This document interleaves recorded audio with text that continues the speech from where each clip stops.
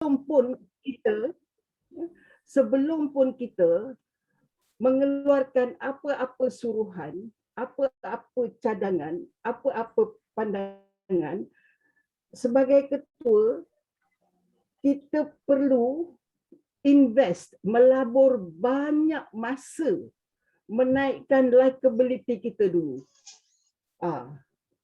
Kita kena labur banyak masa membuat orang suka kita dahulu, percaya pada kita dahulu.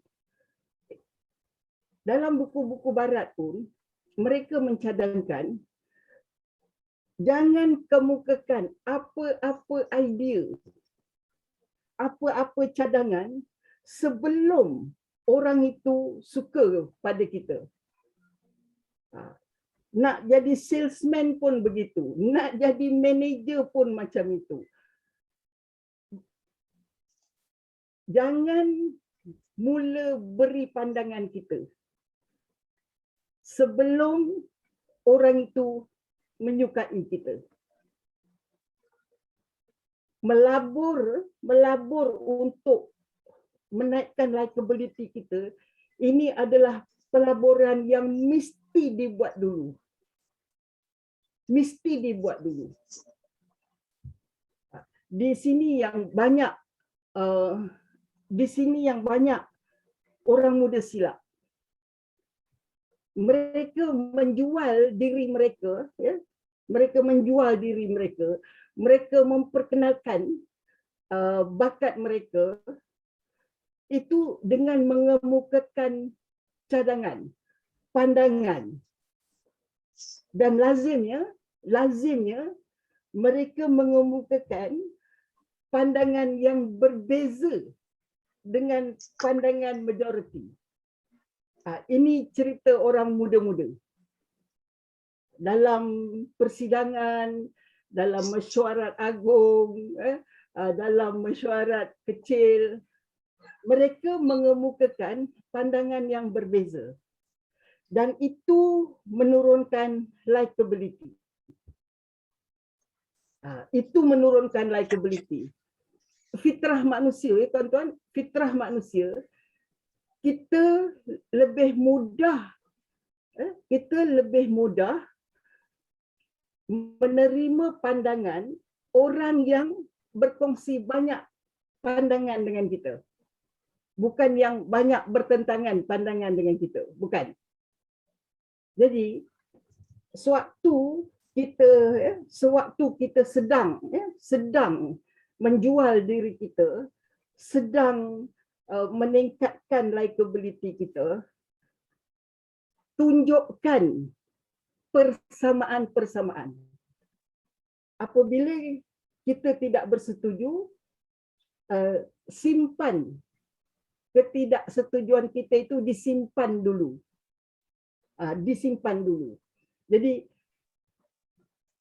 jangan bertentangan pendapat sewaktu kita dalam fasa meningkatkan likability kita. Itu dia. Banyak orang muda silap di situ. Dalam PKR pun banyak berlaku, kan? Yang pandai-pandai itu, yang memang semua orang kata dia pandai. Tetapi ada isu. Isu apa? Isu acceptability. Kita sudah bercakap, tuan-tuan, dua perkara ini, ability dengan acceptability. Jadi kita mungkin mempunyai ability yang tinggi, kita pandai, kita orang yang pandai, tapi kita punya acceptability, kebolehterimaan kita. Untuk menjadi leader, tuan-tuan dan puan-puan, untuk menjadi leader, kita tak perlu menjadi orang yang tunjuk pandai dulu. Untuk diterima, kita tunjukkan kita punya acceptability dulu, bahawa kita ini dapat diterima. Kehadiran kita dapat diterima. kemahiran kita dapat diterima. Sudut pandangan kita dapat diterima. Jadi likability ini, kita hanya dapat mempengaruhi orang yang suka pada kita. Ini sangat-sangat penting. Walaupun pandangan kita bagus, apabila orang tak suka kita, dia tak terima pandangan kita itu. Jadi sekali lagi, kita melabur banyak, mesti sanggup melabur banyak dan lama untuk meningkatkan likability kita. Strategi yang pertama adalah tunjukkan bahawa kita ini orang yang mudah diterima oleh majoriti orang.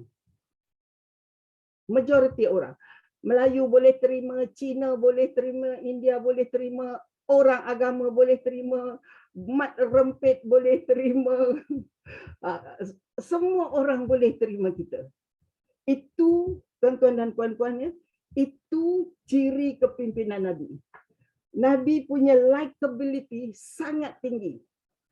Sangat tinggi. Semua orang mudah menerima Nabi. Jadi malam ini saya akan kongsikan, ya tuan-tuan, saya akan kongsikan beberapa perkara yang Nabi lakukan sehingga likability beliau sangat tinggi. Saya ulang lagi sekali, tuan-tuan. Yang dikatakan kepimpinan itu adalah tentang daya pengaruh. Yang dikatakan kepimpinan itu adalah daya pengaruh. Jadi, bagaimana Nabi mempunyai daya pengaruh yang sangat tinggi? Dalam teori Barat, dia mengatakan daya pengaruh datang daripada likability. Idea yang biasa-biasa pun kita boleh sokong apabila kita suka orang itu. Ini kajian ini sudah dikonfirm, ya tuan-tuan. Dalam buku Cialdini, Influence, perkara ini disebut dengan panjang lebar berkenaan dengan likability ini. Sebagai contoh, eksperimen psikologi mengatakan orang menilai kita sebagai pemimpin yang lebih baik daripada yang sebenarnya. Berdasarkan likability. Apabila kita suka orang itu, kita anggap dia pemimpin yang baik. Padahal prestasinya biasa-biasa saja.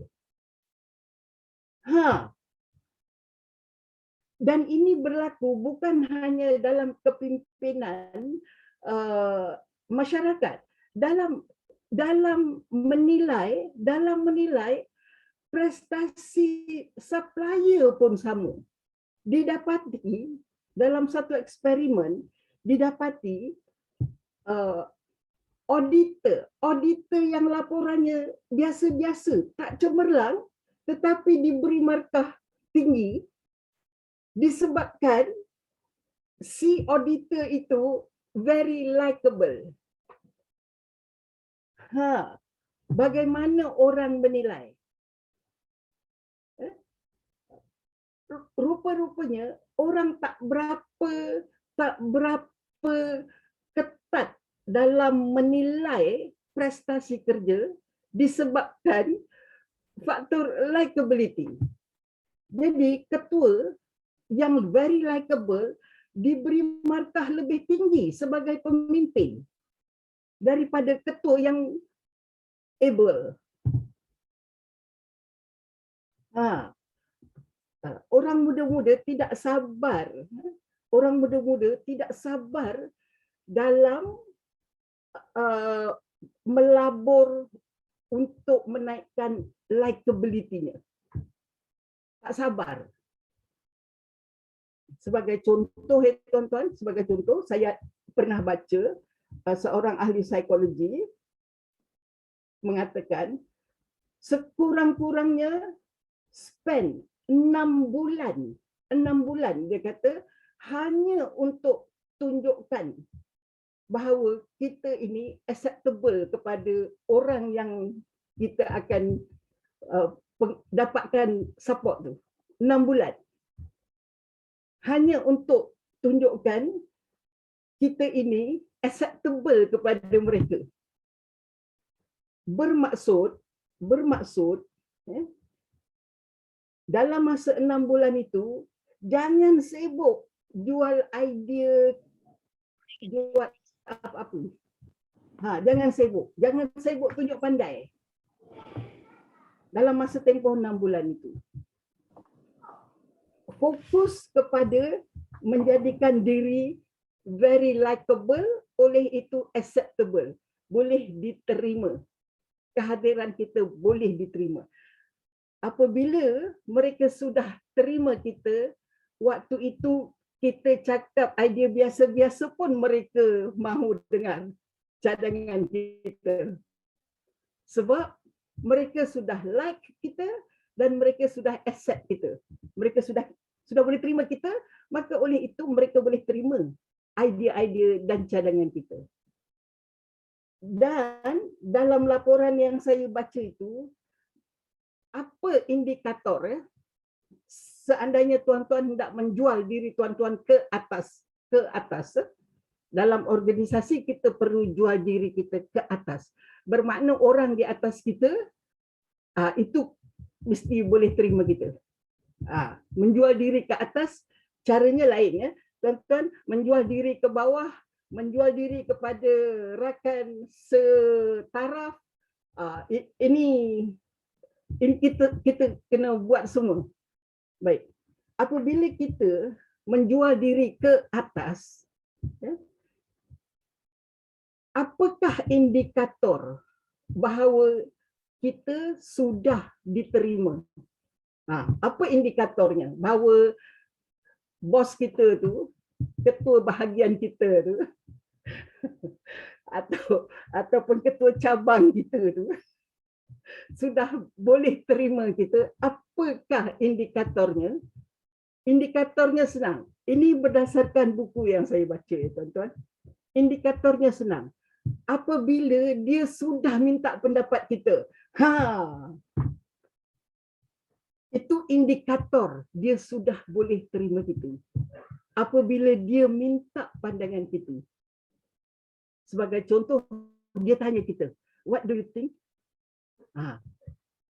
Bila dia tanya pendapat kita. Jadi artinya, selagi ketua kita, orang di atas kita, belum bertanya pendapat kita, bermakna kita punya marketing belum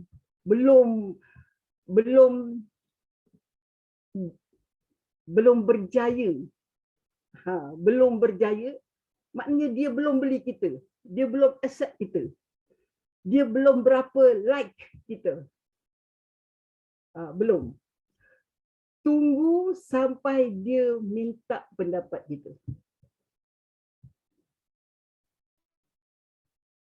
Bila dia tanya pendapat kita, itu tandanya dia sudah like kita dan sudah terima kita. Baik. Sekarang saya akan kongsikan beberapa ciri berkenaan tingkah laku Nabi. Tuan-tuan, tingkah laku Nabi yang menyebabkan Nabi ini seorang yang sangat likable. Orang-orang yang melakukan dosa besar dan kemudian Nabi hukum tetap terus like Nabi. Begitu. Baik, pertama-tama tuan-tuan dan puan-puan, Nabi apabila musuh-musuh Nabi mengata Nabi, mengumpat Nabi, memfitnah Nabi, mengkritik Nabi, cakap buruk tentang Nabi, Nabi tak pernah jawab. Tuan-tuan dan puan-puan, Ha. Nabi ni orangnya tidak membela diri. Nabi ni dia tidak membela diri. Nabi mempunyai orang orang yang membela diri Nabi. Itu Hasan bin Sabit. Jadi tuan-tuan perlu ada Hasan bin Sabit.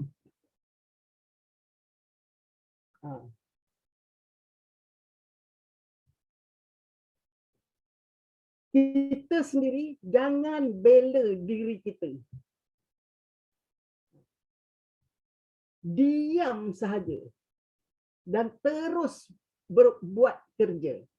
Terus buat kerja. Jangan membela diri. Nabi itu begitu orangnya. Kedua, Nabi tidak berdebat. Nabi tidak berdebat. Nabi tidak mengkritik orang. Tuan-tuan dan puan-puan, ini tentang likability dan acceptability, tuan-tuan. Nabi tak pernah berhujah dengan sesiapa pun. Dan Nabi tidak mengatakan orang lain tak betul. Tak ada hadis Nabi mengatakan orang lain tak betul. Agama lain tak betul, tak ada. Itu kerja Al-Quran. Itu kerja Al-Quran. Bukan kerja manusia. Jadi yang mengatakan agama Kristian tak betul, Al-Quran. Yang mengatakan menyembah berhala tak betul, itu Al-Quran. Yang mengatakan Yahudi jahat, Yahudi macam-macam, itu Al-Quran. Yang mengatakan Jesus bukan anak Tuhan, itu Al-Quran. Bukan Nabi.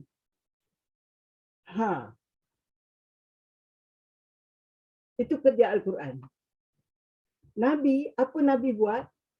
Nabi hanya beritahu inilah Islam, inilah Islam, inilah Islam. Islam macam ini, Islam macam ini, Islam macam ini. Ini yang betul, ini yang betul, ini yang betul. Nabi tak kata itu salah. Tak ada. Itu yang menjadikan Nabi very likable. Dia tak offend sesiapa. Dia tak offend sesiapa. Jadi apabila kita mengatakan orang lain tak betul, itu kita mengundang, kan? Mengundang cerita panjang lah, tuan-tuan. Makin panjang lah nanti berdebat kita. Jadi memang ada hadis, kan? Nabi tidak benarkan kita. Bukan tidak benarkanlah. Nabi tidak galakkan kita berdebat. Ada hadis. Nabi berkata, saya jamin sebuah rumah di pinggir syurga kepada sesiapa yang tidak berdebat meskipun dia berada pada pihak yang benar. Hadisnya. Saya jamin sebuah rumah di pinggir syurga kepada sesiapa yang tidak berdebat meskipun dia berada pada pihak yang benar. Jadi meskipun kita benar, jangan bela diri. Jangan bela diri. Jangan kata kayu orang lain bengkok. Kita beritahu sahaja, ini pendirian kita, ini pendirian kita, kita buat ini, kita buat ini. Jangan kita kata kamu salah, prinsip kamu salah, apa yang kamu buat salah. Itu jangan. Nabi tak buat. Ini supaya orang-orang yang sekarang menentang kita, itu tidak pernah kita offend mereka. Kita tak pernah offend mereka. Tak pernah menyakiti hati mereka. Jadi jangan berdebat. Tradisi berdebat ini tuan-tuan adalah tradisi Yunani. Inilah Aristotle, Plato, yang bertiga itulah. Ini tradisi Yunani masuk ke dalam budaya berfikir kita melalui dua jalan. Satu, jalan London. Rom, kuasa Rom menjajah seluruh Eropah sampailah ke Britain. Kemudian Britain jajah Malaysia. Dia pun apply sistem pendidikan British ke Malaysia. Jadi kita semua ada piala debat Perdana Menteri lah apa semua ni. Bayangkan, Nabi tak benarkan kita berdebat, kita buat debat piala Perdana Menteri. Itu yang kita banyak berdebat. Baik, bagaimana orang-orang aliran agama suka berdebat? Itu bagaimana? Dia datang daripada Rom pergi ke Iskandaria. Dari Iskandaria pergi ke Kairo. Dari Kairo pergi ke College Islam Kelang, habis semua. Jadi aliran agama pun mengajar berdebat, aliran sekular pun mengajar berdebat. Sedangkan Nabi tak benarkan kita berdebat. Jadi tuan-tuan, supaya kita likeable, supaya semua orang boleh terima kita, jangan buktikan orang lain salah. Ikut Nabi. Nabi hanya beritahu, ini Islam, ini Islam. Islam tu begini, Islam tu begini, Islam tu begini. Nabi tidak mengatakan Kristen tak betul, Yahudi tak betul. Tidak. Baik. Apa lagi yang Nabi buat? Apa lagi yang Nabi buat sehingga likability beliau sangat tinggi, acceptability beliau sangat tinggi. Beliau pergi Madinah, orang Madinah terus dapat terima mereka Nabi. Itu bagaimana? Itu bagaimana? Tuan-tuan dan puan-puan, salah satu perkara yang Nabi tak buat adalah Nabi tak beri alasan. Nabi tak beri alasan. Apabila Nabi menerangkan sesuatu, apabila Nabi membuat keputusan, Nabi tak berikan alasan. Jadi buktinya sangat jelas tuan-tuan, sebab kita punya tim, kita mengkaji kosakata matan hadis, kosakata perbendaharaan kata Nabi dalam matan hadis yang sahih. Antara perkataan yang tidak Nabi tak gunakan, kita tak jumpa perkataan-perkataan itu dalam hadis-hadis, adalah perkataan oleh sebab, kerana, pasal. Kita tak jumpa Nabi menggunakan perkataan-perkataan itu. Jadi apabila tuan-tuan mengeluarkan arahan atau menerangkan prinsip pegangan kita, jangan beri alasan. Cakap saja. Kita melaksanakan keadilan untuk semua. Untuk semua. Dah. Jangan sebut sebab. Itu ayat-ayat alasan.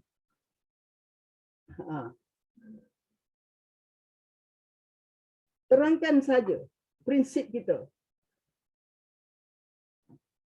Kita beritahu ini prinsip kita. Sudah. Itu sebab tuan-tuan, Nabi tak banyak bercakap, banyak bekerja. Mengapa? Mengapa Nabi tak banyak bercakap? Tuan-tuan boleh tengok, tuan-tuan boleh tengok koleksi kitab, koleksi khutbah Nabi. Cuba tengok, khutbah Nabi tak ada panjang-panjang. Kalau kita tengok, saya buat kajian tuan-tuan. Bagaimana Nabi mempengaruhi orang?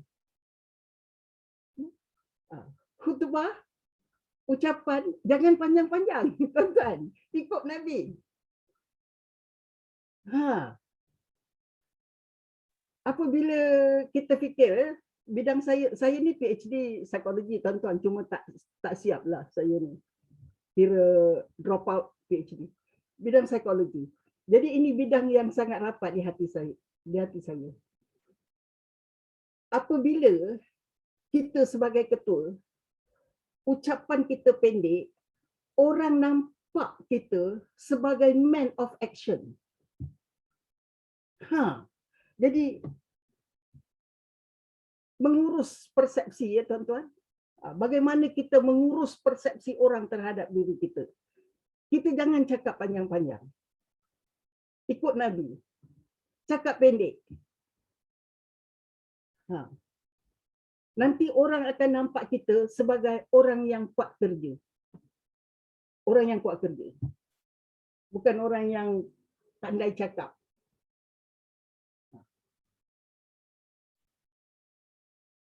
Sekejap tuan-tuan, saya ambil air ya, sekejap.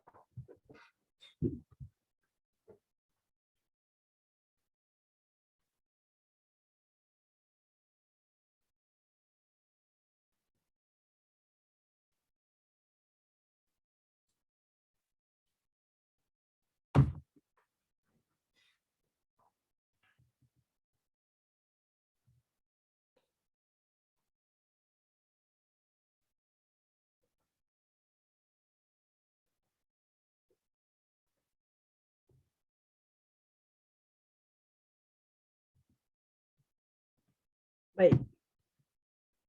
Apa lagi tingkah laku Nabi yang menyebabkan likability beliau sangat tinggi, daya pengaruh beliau sangat tinggi, acceptability beliau sangat tinggi. Satu lagi adalah Nabi ini seorang yang tidak menegur orang. Beliau tak tegur.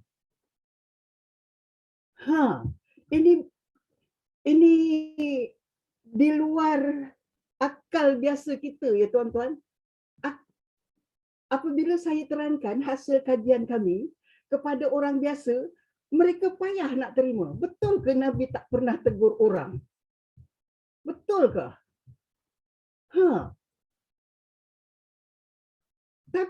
Tapi saya kata carilah hadis di mana Nabi menegur orang.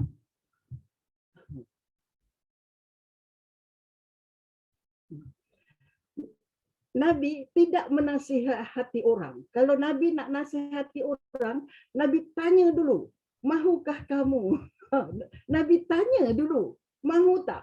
Bila sahabat kata, mahu ya Rasulullah, baru Nabi beri nasihat. Rupa-rupanya kita ketul supaya semua orang boleh terima kita, suka kita, boleh terima kita, jangan kuat menegur orang. Jangan suka menegur orang. Jangan tunjuk orang lain salah, orang lain tak betul. Jangan. Tunjuk saja apa yang kita buat. Macam Nabi. Nabi buat saja. Cakap sedikit, sahabat-sahabat terus buat.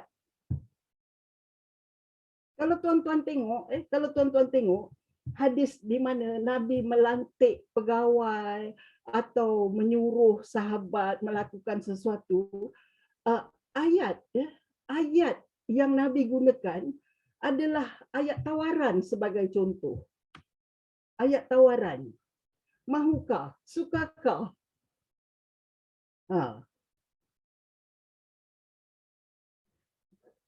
Salah satu kajian bahasa, tuan-tuan, kajian bahasa yang kita buat, Nabi ni tidak menggunakan ayat ajakan. Ayat ajakan. Walaupun Nabi mengajak, Nabi tak gunakan ayat ajakan. Nabi itu mengajak orang supaya ambil wuduk yang sunat tu, bukan wuduk yang wajib sebelum solat. Nabi ni mengajak orang supaya ambil wuduk yang sunat tu. Nabi tak gunakan ayat ajakan. Padahal beliau mengajak. Nabi tak kata, jom solat. Jom audit diri. Jom tutup aurat. Tak ada. Nabi tak gunakan ayat ajakan.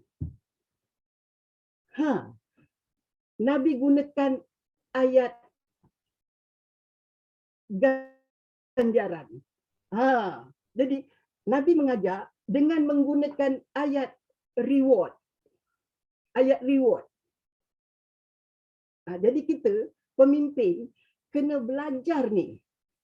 Kena belajar kemahiran mempengaruhi orang dengan menggunakan ayat ganjaran.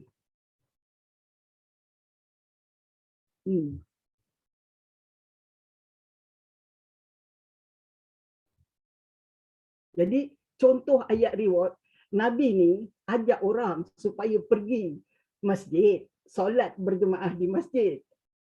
Nabi beri ayat ganjaran. Contohnya, Nabi berkata, contohnya, apabila kamu melangkah ke masjid dengan tujuan solat, bagi setiap langkah, kamu akan satu dosa akan dihapuskan dan diberikan satu pahala. Itu ayat ganjaran. Nabi tak kata, jom kita ramai-ramai pergi masjid. Jom kita ramai-ramai solat berjemaah. Tak. Nabi beritahu ganjaran perbuatan itu. Rupa-rupanya manusia ni memang suka ganjaran. Rupa-rupanya manusia ni tak suka diajak-ajak. Rupa-rupanya. Jadi kita kata, undilah PKR. Anak-anak tuan-tuan akan mendapat pendidikan percuma. Macam tu. Apa ganjarannya? Ada kajian ya tuan-tuan, kita ada buat kajian. Jenis-jenis ganjaran yang Nabi beri. Pun ada. Sebab kita memang mengkajilah apa psikologi yang Nabi gunakan. Apa dia yang menyebabkan orang sampai sekarang, ya tuan-tuan, sampai sekarang orang masih berbondong-bondong masuk Islam. Padahal Nabi itu dah wafat 1000 tahun lebih dulu. Apa tu dia? Rupa-rupanya bila kita baca hadis-hadis Nabi itu memang kita mendengar Nabi bercakap kan? Rupa-rupanya Nabi gunakan ayat-ayat ganjaran. Rupa-rupanya reward, ayat reward. Jadi tuan-tuan dan puan-puan, bagi tuan-tuan yang akan naik dalam kerjaya politik, tuan-tuan perlu kemahiran bercakap menggunakan perkataan-perkataan dan ayat-ayat yang Nabi gunakan. Jadi Nabi sebagai contoh menggunakan perkataan supaya. Tuan-tuan kena banyak gunakan perkataan supaya.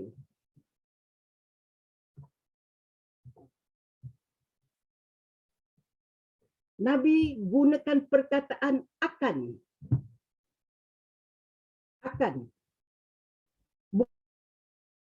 Bukan telah. Jadi belajar mengucapkan ayat. Bukan ayat pernah, telah. Bukan. Rupa-rupanya, tuan-tuan, ayat akan dan ayat supaya inilah yang dikatakan future sentences. Ayat-ayat masa depan. Rupa-rupanya, kita automatically, ya tuan-tuan, orang akan nampak bakat kita sebagai pemimpin apabila kita bercakap menggunakan ayat-ayat masa depan. Rupa-rupanya. Bercakaplah menggunakan ayat-ayat masa depan, automatically orang nampak, dia ni ada bakat kepimpinan lah.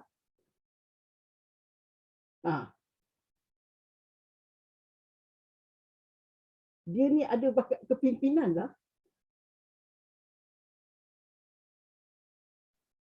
Jadi, Nabi tidak mengkritik.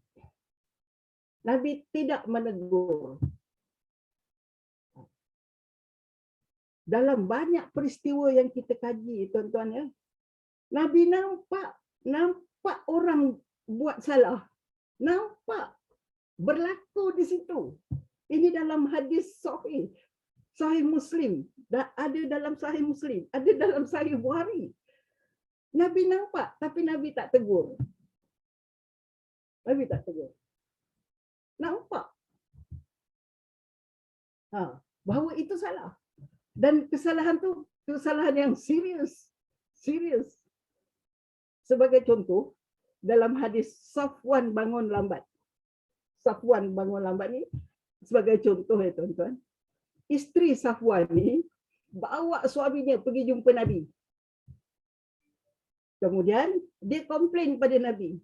Dia kata, suami saya ni tak pernah bangun pagi sebelum matahari terbit. Dia komplain, dia beritahu pada Nabi. Dilaporkan, ya, oleh Anas. Kalau Anas ada di situ, bermakna orang lain pun ada di situlah. Umar, Usman, semua ada di situlah. Bermakna. Dia bagi tahu Nabi, suami saya ni tak pernah bangun pagi melainkan sebelum matahari terbit. Safwan bela diri. Safwan bela diri. Ya Rasulullah, berkenaan dengan apa yang isteri saya beritahu, saya memang datang daripada keluarga yang macam itu. Tradisinya kami tak pernah bangun pagi sebelum matahari terbit. Apa Nabi cakap? Apabila kamu bangun pagi, solatlah wahai Safwan. Dah. Itu isteri Safwan tu membuka aib suaminya tahu. Itu mendedahkan aib orang, itu sangat serius, tuan-tuan. Mendedahkan aib orang. Nabi tak cakap, tak tegur isteri Safwan. Si Safwan ni pun, dia tu mendedahkan aib family-nya. Dia, Safwan ni, dia kata berkenaan dengan apa yang isteri saya laporkan itu, memang tradisi keluarga saya. Kami semua tak pernah bangun sebelum matahari terbit. Itu mendedahkan aib keluarganya. Nabi tak tegur. Nabi cuma cakap, apabila kamu bangun, solatlah wahai Safwan.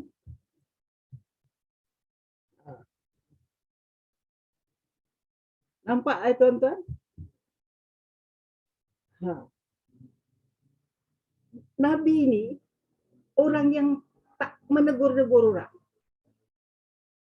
Banyak lagi peristiwa lain, tuan-tuan. Boleh tanyalah nanti dengan Ustaz Abdul Halim. Beliau pun dalam pasukan yang mengkaji.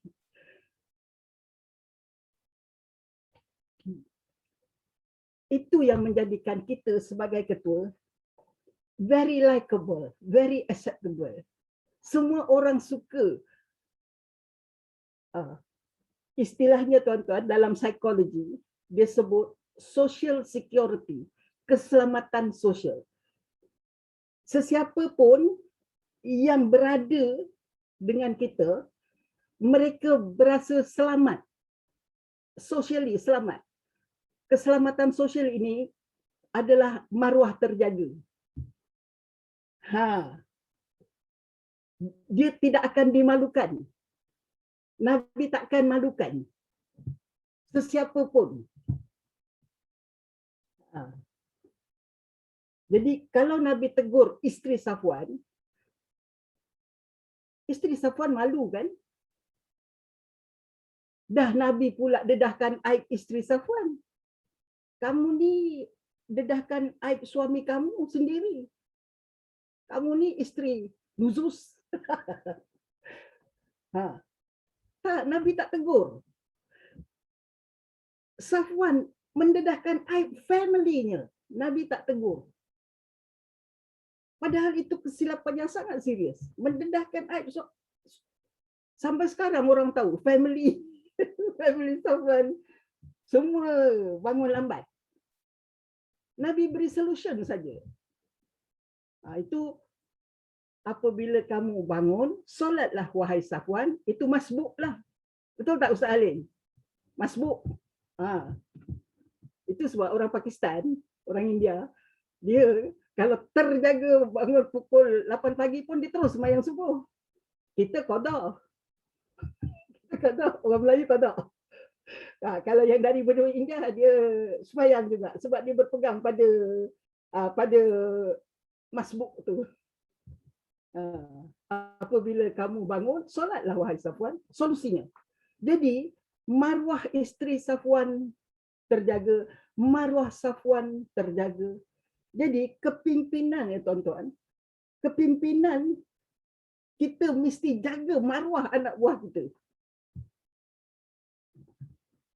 Itu yang banyak orang sakit hati pada si fulan itulah. Ada satu Perdana Menteri dululah. Dia kata Melayu malas lah, Melayu mudah lupa lah. Dia tu pemimpin kita. Lepas tu dia Malay bashing. Istilahnya Malay bashing. Membashing orang-orang yang kita pimpin, itu bukan Nabi. Itu bukan Nabi. Nabi ni Arab Quraisy. Arab Quraisy ni banyak kelemahannya. Banyak kelemahannya. Budaya Arab Quraisy sebelum Islam. Banyak kelemahannya. Nabi tak pernah buruk-burukkan Arab Quraisy. Puji perempuan-perempuan Quraisy ada. Saya ada terjumpa hadis Nabi memuji. Dia kata, perempuan-perempuan Quraisy ni dia pandai naik kuda. Ada, saya dah jumpa dah. Nabi tunjukkan bangganya. Jadi tuan-tuan, kita kena puji anak buah yang kita pimpin. Kita puji orang Melayu bagus, kita puji budak muda bagus, kita puji rakyat Malaysia bagus, begitu gini. Bagus. Sebab Nabi memuji. Nabi puji perempuan Quraisy. Saya dah jumpa dah hadis ni. Jadi jangan kita buat Malay bashing, Chinese bashing, apa-apa yang bashing ni, jangan Nabi tak buat.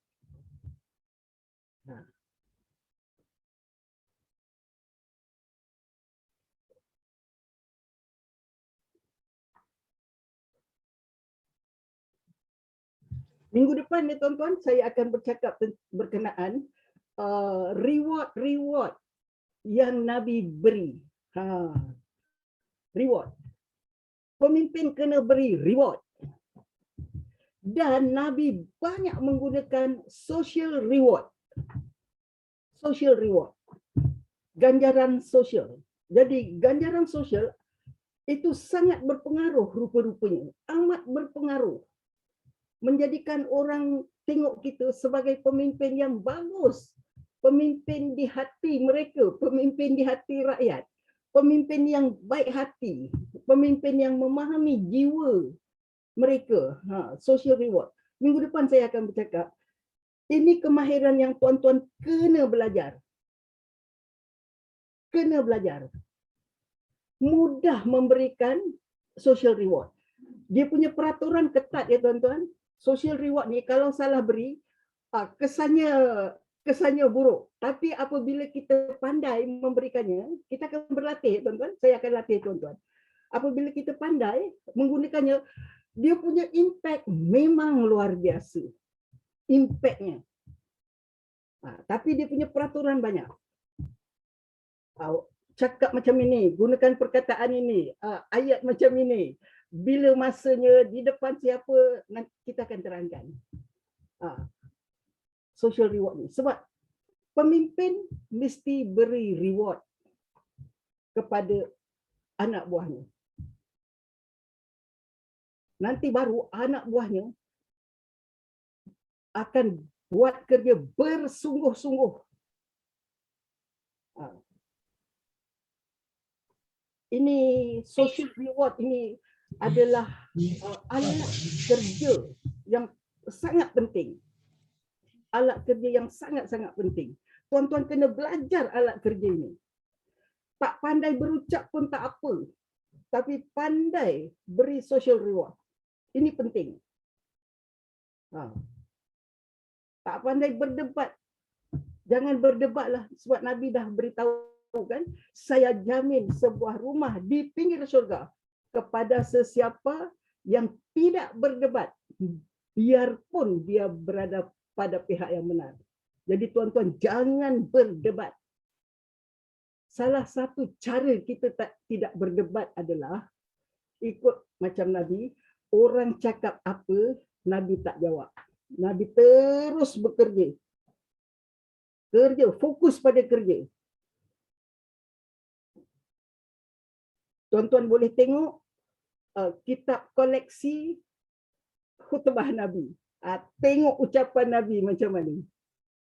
Tengok ucapan Nabi macam mana. Jadi orang tertunggu-tunggu nak dengar Nabi cakap apa. Tertunggu-tunggu. Cakap sedikit tapi puas hati mendengar. Sangat puas hati. Nanti ini semua saya akan share kepada tuan-tuan semua. Saya akan share konten khutbah Nabi semua. Jadi sebagai contoh ya tuan-tuan,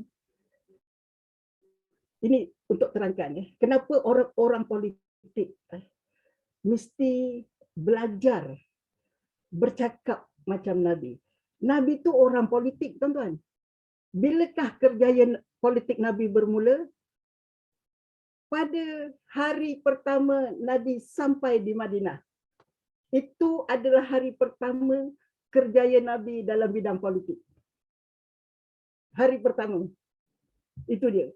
Dan tuan-tuan tengok balik ucapan hadis pertama Nabi di Madinah. Sampai Madinah, apa hadis Nabi? Ini menarik. Tuan-tuan baca balik hadis tu, tuan-tuan tahu itu memang kata-kata seorang ahli politik. Baca balik hadis tu. Hadis tu ada 3 bahagian. Ayat pertama Nabi kata, dan sebarkanlah salam. Salam tu bermakna sejahtera. Jadi pemimpin yang menarik, yang karismatik adalah pemimpin yang bercakap tentang kesejahteraan, keamanan, keselamatan. Jadi tuan-tuan kena cakap. PKR menjamin keselamatan, menjamin keamanan.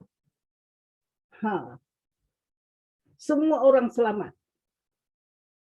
Semua orang selamat. Sebab ini prinsip-prinsip PKR.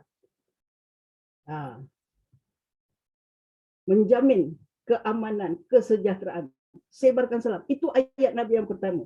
Ayat Nabi yang kedua, Nabi kata apa? Dan beri mereka makan. Beri mereka makan tu apa tuan-tuan? Ekonomi. Kekayaan.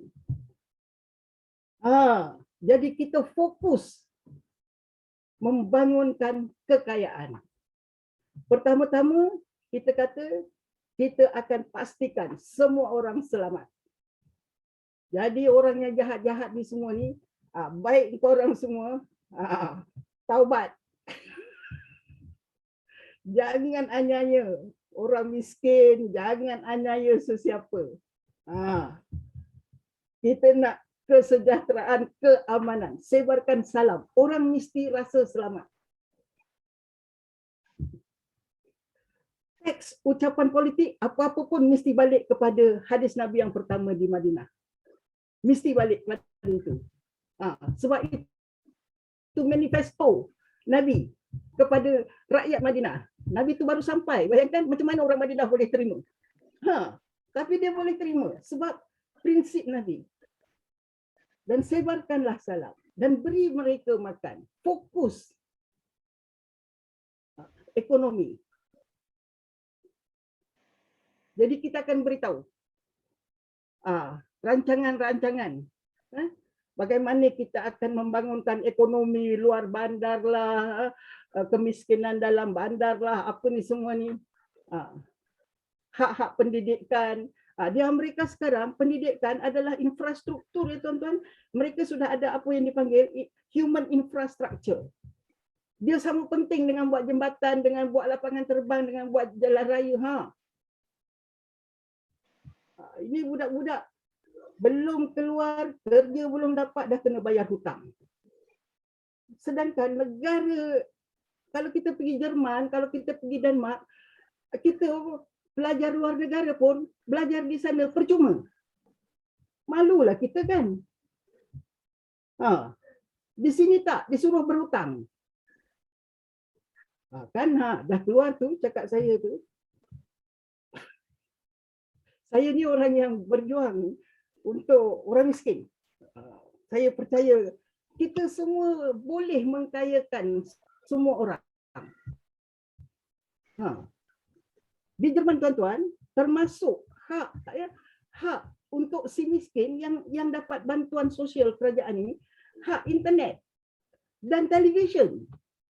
Mereka berhak diberi televisyen sebab dia kata televisyen adalah sumber maklumat dan maklumat adalah hak asasi. Jadi si miskin semua dapat bantuan televisyen, internet. Dah. Balik kepada Nabi. Baik, jadi saya akan latih tuan-tuan ini bagaimana menggunakan ganjaran sosial. Sebab ganjaran sosial ni tak perlukan duit. Dan ganjaran sosial itu adalah tugas pemimpin, beri ganjaran sosial. Jangan mengkritik orang-orang yang kita pimpin sendiri.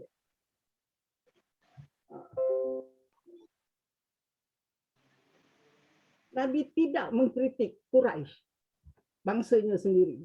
Meskipun bangsa Quraisy tu mempunyai banyak dalam budaya Quraisy Mekah tu banyak perkara-perkara yang tak elok, Nabi tak sebut perkara-perkara itu.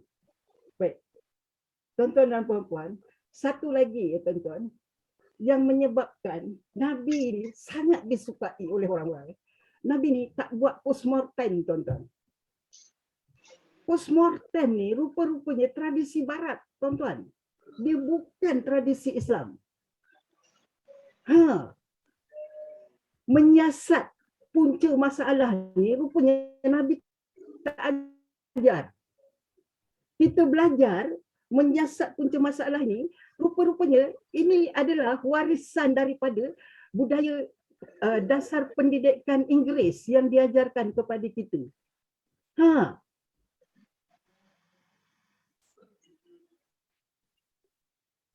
Tuan-tuan, contoh. Nabi kalah perang Uhud kan? Nabi kalah perang Uhud kan? Itu kalah teruk tuan-tuan. Itu kekalahan yang sangat teruk. Tapi tidak ada hadis. Satu pun tidak ada hadis tentang perang Uhud dari Nabi. Kita tahu apa yang berlaku dalam perang Uhud itu dari cakap orang lain. Dari cakap orang lain, bukan dari Nabi. Jadi Nabi tak buat postmortem. Dalam kekalahan yang sebegitu teruk, Nabi tak buat postmortem. Tak tanya apa yang berlaku, siapa yang suruh kamu turun sebelum aku keluarkan arahan. Tak ada, tuan-tuan. Itu dalam peristiwa sebesar-besar itu. Dalam yang kecil-kecil, tak usah cakap lah. Dalam menghadapi kekalahan, tuan-tuan, Nabi tak buat postmortem. Nabi tak tanya kenapa, mengapa. Tuan-tuan dan puan-puan, dalam kajian word count, hitung kata, word count yang kami jalankan, menggunakan software, tuan-tuan, menggunakan software, automatic software. Apa perkataan yang Nabi gunakan, berapa kali perkataan itu muncul dalam hadis-hadis Nabi. Jadi kita ada data tu. Perkataan kenapa, mengapa, apa sebab, apa pasal, kita tak jumpa. Kita tak jumpa. Jadi ini kan perkataan-perkataan postmortem kan? Tak mungkin kita boleh buat postmortem kalau kita tidak menggunakan perkataan kenapa, mengapa, apa sebab, apa pasal, kerana apa. Itu tak mungkin. Tak ada. Perkataan itu Nabi tak gunakan. Jadi tuan-tuan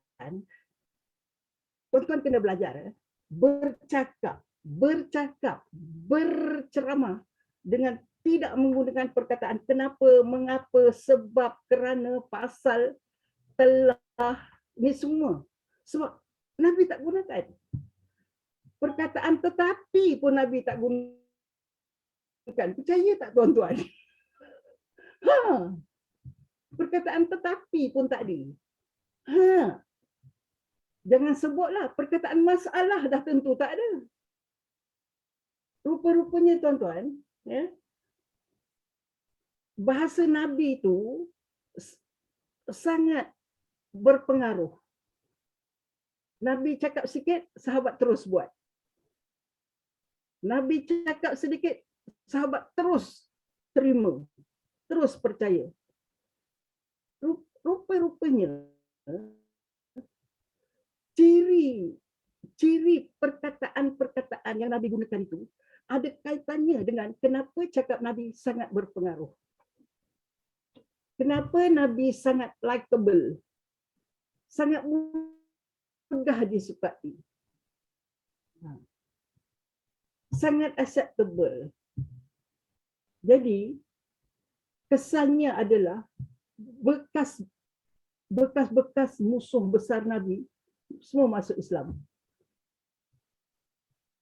Abu Sufyan tu 21 tahun memerangi Nabi. 21 tahun akhirnya masuk Islam. Dalam dia memusuhi Nabi selama 21 tahun, tuan-tuan, tak ada satu hadis pun Nabi sebut nama Abu Sufyan. Jadi tuan-tuan, jangan sebut nama orang yang tuan-tuan benci. Jangan sebut. Ikut Nabi. Maksud nama di situ tuan-tuan, termasuklah nama parti. Termasuklah nama parti. Jangan sebut. Sebab Nabi tak sebut. Parti Kristian, parti Yahudi, parti penyembah berhala, parti Majusi.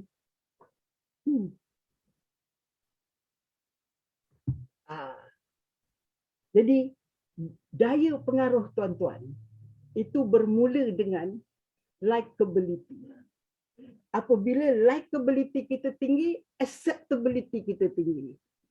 Jadi dalam siri ini nanti kita akan berkongsi bagaimana tuan-tuan jual diri tuan-tuan ke atas,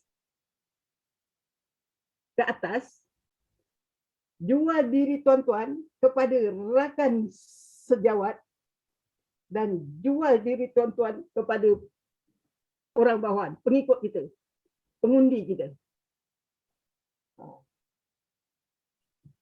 Jadi macam Nabi, kan? Macam mana Nabi buat?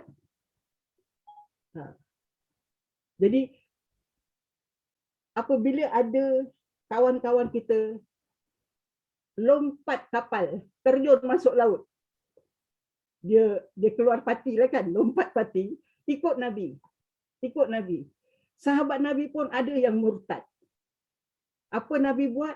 Nabi tak sebut pun, tak sebut langsung tentang sahabat yang lompat kapal tu.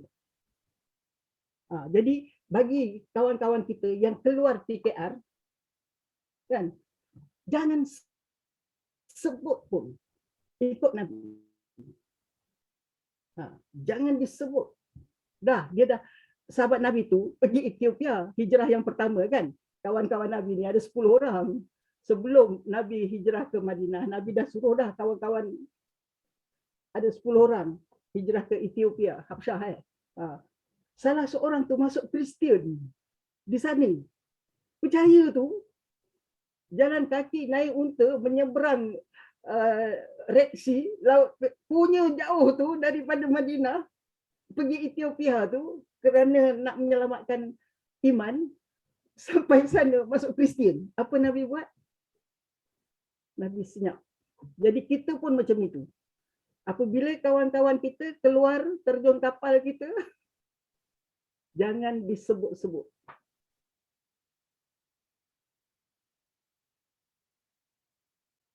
Senyap sama sekali. Ikut Nabi. Nabi buat macam itu. Jadi besok lusa bila berjumpa buat macam biasa saja. Jangan.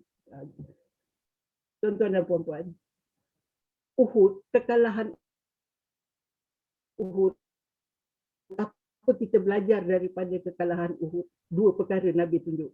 Managing defeat and managing losses. Mengurus kekalahan dan mengurus kerugian. Jadi apabila kita kalah, bagaimana kita mengurus kekalahan kita? Ikut apa Nabi buat dalam perang Uhud. Apabila kita rugi pun begitu juga. Nabi rugi besar dalam perang Uhud. Rugi besar. Berapa sahabat mati, apa semua.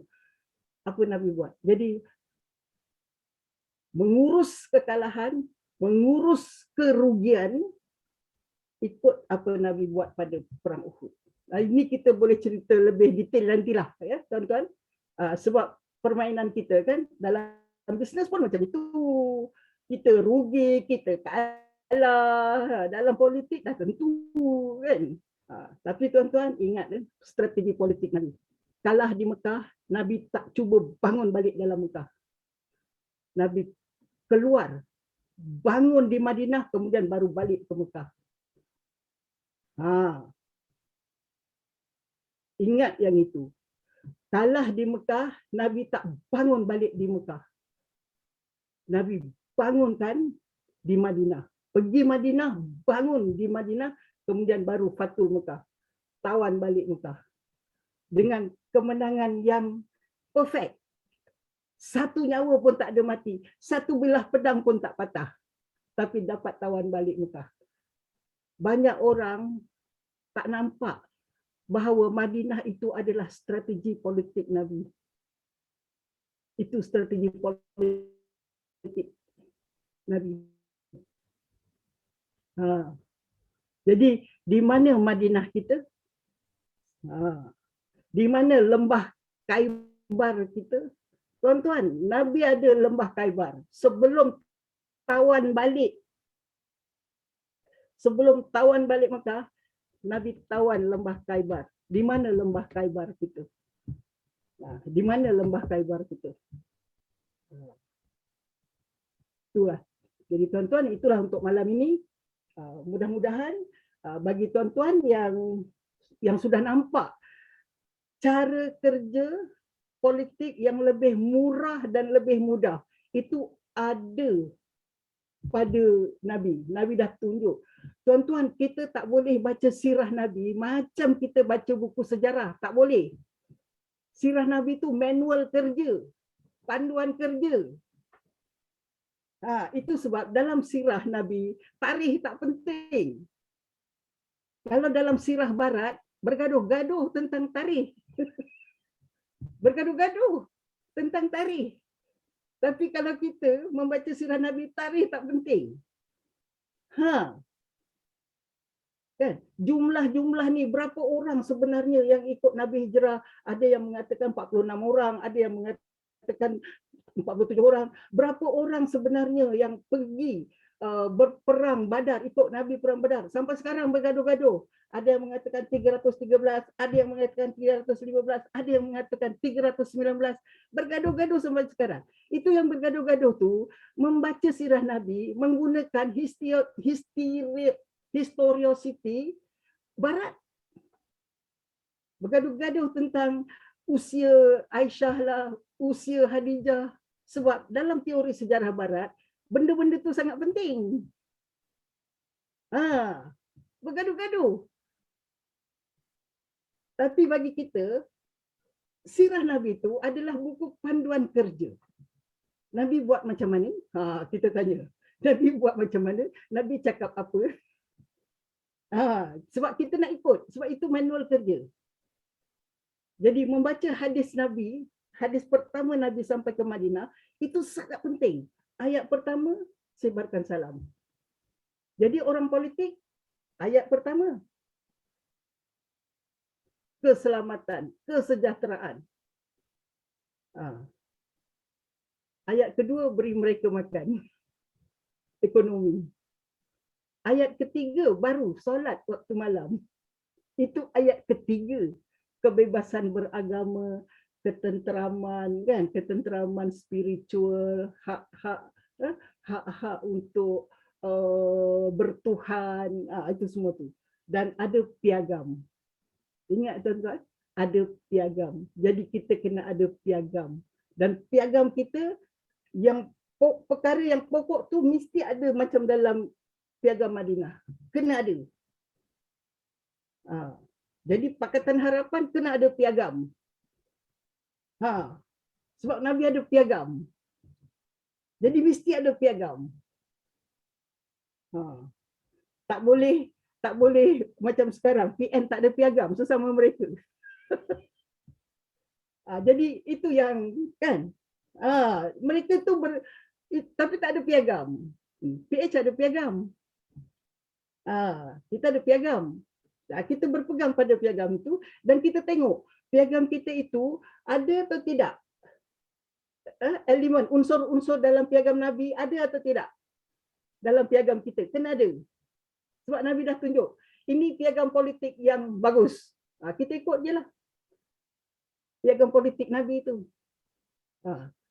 Sebagai contoh, Menteri Agama dalam piagam Nabi, orang Islam menjaga agama yang bukan Islam. Itu dijamin dalam piagam tu.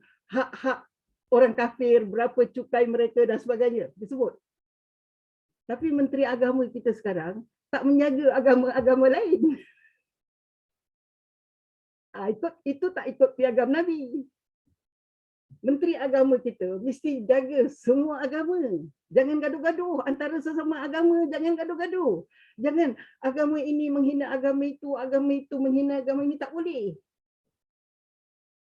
Itu Menteri Agama sepatutnya.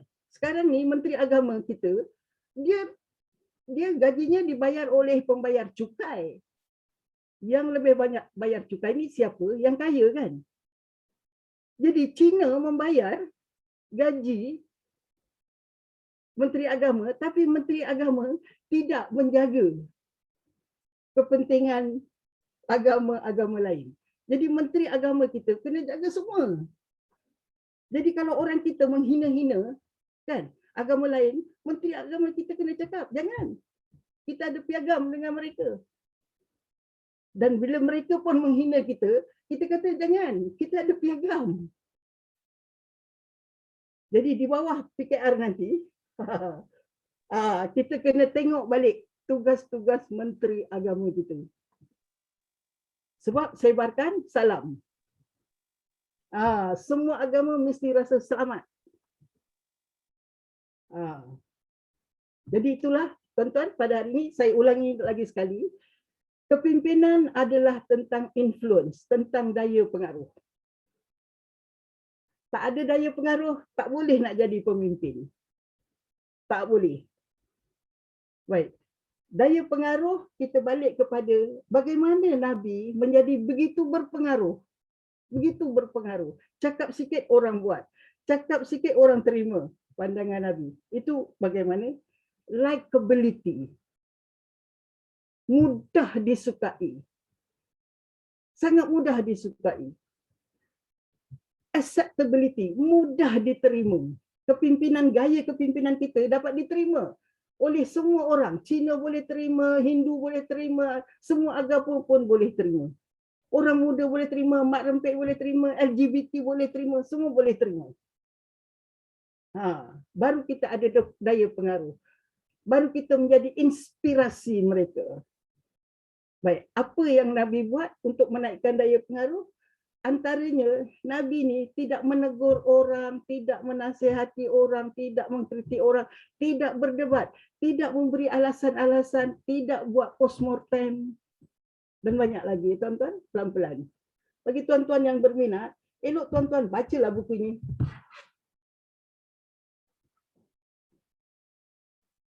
Tuan-tuan baca buku ini lah. Ni. Hadis psikologi, teknik mendorong perubahan tingkah laku. Ini hasil, ini adalah manual, tuan-tuan. Hadisnya dan kemudian manual. Bagaimana menggunakan hadis itu. Manual pemimpin. Sebenarnya ini manual untuk pemimpin. Jadi sekianlah sahaja malam ini.